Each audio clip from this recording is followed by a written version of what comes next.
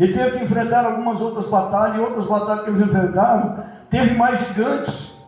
E ele quase foi morto por um deles, se não fosse um dos seus valentes, que fosse lá e lutasse contra aquele gigante, Davi seria derrotado. Mas era a lâmpada de Israel, você não sairá mais, você é a lâmpada de Israel. E você também desapercebido, Davi, ó, joelho no chão.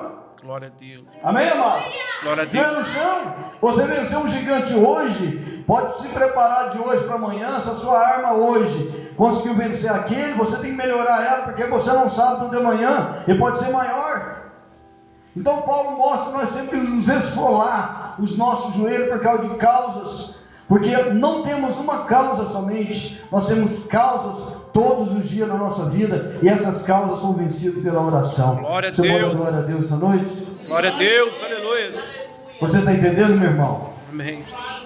4 causas importantes na nossa vida, e é 4 causas que é o esteio de cada um de nós. A primeira causa é espiritual. Batalhas espirituais. Acima de nós existe um campo espiritual muito vasto. Cheio de demônios. Cheio de demônios. Que começam a lançar dados inflamados, setas diabólicas e por aí vai. E o crente precisa estar preparado. Porque esses dados inflamados, setas diabólicas, faz o crente mentir, faz o crente prostituir, faz o crente fazer várias coisas erradas. E quando ele chega diante de Deus à noite, quando ele termina o seu dia, ele está manchado. Aleluia. E quando nós estamos orando, irmãos, nós estamos glória a Deus, quando nós estamos orando, nós estamos ocupados. Não existe vazão para o inimigo derrotar. Glória Não existe a Deus, lugar para o inimigo trabalhar. Nós estamos ocupados com Deus, e isso faz com que nós vencemos. A outra coisa também é na vida financeira. É outra coisa muito, muito importante. São 4 esteios que nós temos na vida financeira. Se nós não formos fiéis a Deus, na casa de Deus, não formos fiéis à palavra, nós não conseguimos atravessar a nossa vida financeira. A outra coisa também é aqui, ó, consciência dos olhos, soberba da vida, que é o lado físico. Se nós não lutarmos contra nós mesmos, contra a carne e contra o inimigo, se nós não conseguimos lutar através dos joelhos, nós não conseguimos vencer isso. Verdade. Porque o pior inimigo nosso, entre todos esses daí, é nós mesmos. É verdade. Amém, queridos? Amém. E o outro esteio também é o casamento. O casamento é uma coisa para se guardar. O casamento é uma coisa para se conservar. Analisa que o diabo nunca coloca nada feio na sua frente, sim ou não? Não. Nunca coloca nada feio na sua frente. Porque ele sabe, se colocar coisa feia, você não vai. Só coloca... no caso para homem, mulheres bonitas, no caso para mulher, homens bonitos. Então o crente ele é seduzido de todas as formas. Então só vencendo tudo isso aí através dos nossos joelhos. Glória a Deus, aleluia. Amém, queridos? Amém. Então essa palavra de Paulo para nós, ela traz um esteio muito grande. Ela traz uma estrutura muito grande para nós na nossa vida espiritual. Por essa causa me coloco de joelhos. Glória a Deus. Pai de nosso Senhor Jesus Cristo. Ele mostrou na sua eficácia desta oração, tudo que nós pedimos a Deus, em nome de Jesus, nós somos. Glória a Deus, aleluia. Amém, amados? Você está entendendo? Seu irmão nessa noite, diga para ele, irmão, vamos orar mais. Olha para ele, fala para ele, irmãos, vamos orar mais. Porque se nós queremos vencer, nós temos que orar. Glória a Deus. Se nós queremos estar na frente, nós temos que orar. A fila anda. E é interessante que quando a gente vai, até no nosso lado físico, quando a gente vai num postinho, no INSS, qualquer outro lugar, você tem que levantar cedo para você pegar os primeiros lugares. Se você for tarde, já acabou a senha. Sim ou não? Sim, sim. Não é verdade? Com Deus, irmãos, nós retratamos um sentido igual. Se nós levantarmos de madrugada e buscar a presença de Deus, a nossa bênção vem mais rápido. Mas se nós deixarmos para de tarde, o sol já se pôs, todos que tinham que receber já recebeu, nós vamos ficar por último. Glória a Deus. Agora fala para mim, quem não pode orar de madrugada? Quem não pode orar de madrugada? Quem trabalha de dia, dorme de noite. Quem trabalha de noite, sempre tem um período do dia. Da madrugada para orar, sim ou não? Sim. É verdade. Pode observar que é o momento mais difícil Porque você está naquele sono gostoso, de repente você desperta, você só abre só um olho. Não quer nem abrir o outro porque você não quer levantar. Isso é a nossa natureza, viu? Que está vencendo. Nossa natureza que está vencendo. Tem dia, minha esposa ela já deita orando. Ela, antes da deitada, fica lá na beira da cama, oração. E depois, quando é de madrugada que eu acordo também, ela vai e ela de novo. Glória a Deus. Pode Aleluia. parar, irmão. Não pode parar. É, Jesus maravilhoso. Glória a Deus, glória a Deus, glória a Deus. 40 anos de evangelho, eu já tive muita experiência, já passei por muitas dificuldades, mas muita dificuldade mesmo. Deus. Muitas mesmo. Eu vi o Cremildo falando aqui, eu lembro da casa que eles moravam, num bairro bem pobrezinho, um bairro bem simples, uma casinha bem pequenininha, e morava tanta gente lá. Irmão Zezinho lutando, né? Eu lembro quando a gente fazia o ar livre, que ele ia no ar livre, ele pegava o microfone e falava, mas falava mesmo. E ele era um homem que as pessoas não gostavam dele, porque quando ele bebia, ele queria brigar com todo mundo, né? Queria brigar com o povo. E depois que ele converteu, foi uma bênção de Deus. Glória a Deus. Mas é um lugar simples. Eu nasci num dos piores lugares da cidade, que na época, para quem conhece aqui é antigo, a João 23 hoje, que antigamente era chamado de Coreia. Lá só tinha uma torneira para todo o bairro. E as pessoas que moravam lá, meu pai, ele era dono de centro, e os demais tinham medo dele, porque ele era um homem que ele falava para a pessoa que à meia-noite ele ia na casa da pessoa conversar com a pessoa podia ter uma casa de laje, podia fechar tudo, à meia-noite ele estava sentado lá na beira da cama, ninguém sabia como ele tinha entrado. Ele era terrível. O espiritismo, ele pegava o espírito toda noite. E eu desse jeito. Teve um dia, escuta aí. Esse é o resultado da oração que nós vamos falar.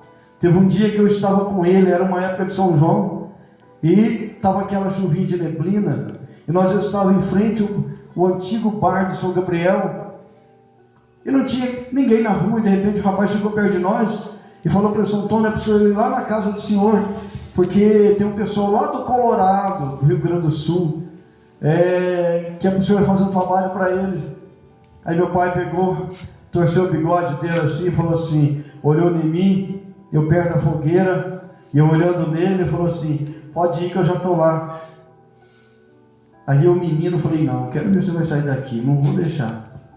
E fiquei o tempo todo olhando nele, e ao tempo todo ele de frente para mim. O rapaz foi embora.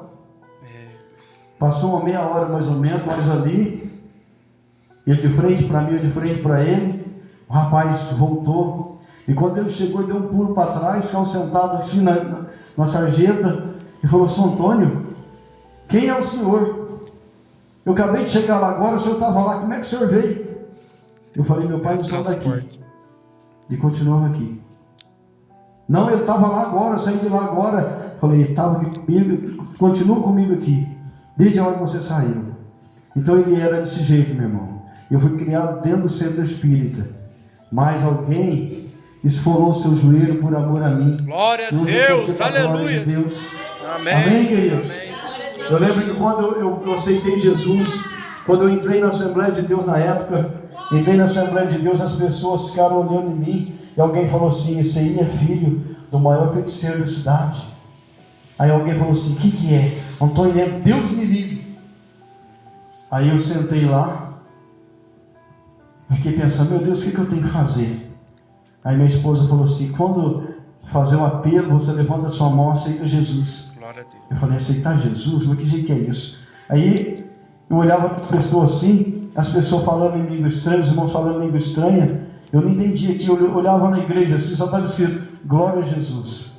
E todas as vezes que eu olhava, parece que glória a Jesus, eu refletia assim, glória a Deus, aleluia. Eu olhei para fora assim, irmão, eu tive essa visão, olhei para fora assim, eu não vi a rua, eu vi uma nuvem de fumaça, entendendo que a igreja estava em cima do globo da terra. Eu falei, meu Deus, aqui é diferente mesmo, eu nunca tinha glória visto a Deus, isso. aleluia. E todas as vezes que o pregador fazia o apelo, que eu ia aceitar Jesus, aí o inimigo falava no meu ouvido, o que é isso? Você vai ser que nem eles? Fazer esse barulho?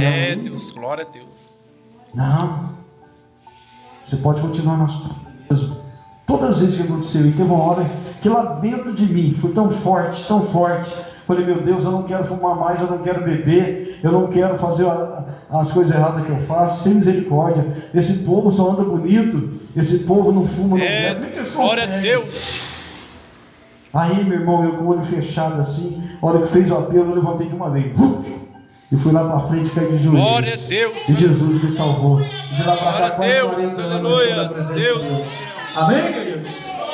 E na semana seguinte, Jesus já me batizou com o Espírito Santo. Glória. Glória a Deus. Aí eu comecei minha vida de oração e jejum. Jejum todo dia. Por quê? Para quebrar o espiritismo na minha vida. Para quebrar aquela influência ruim que eu tinha da época.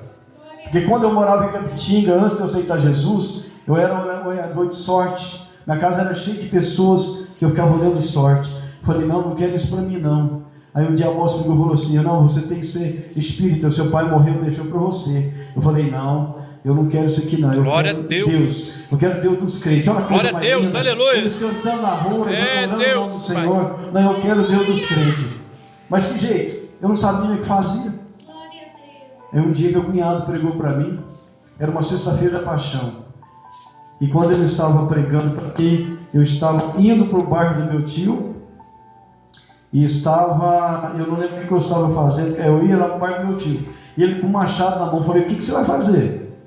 Ele falou assim, eu vou buscar uma lenha. Não, hoje você não pode fazer isso. Se você fizer isso, está cortando Jesus.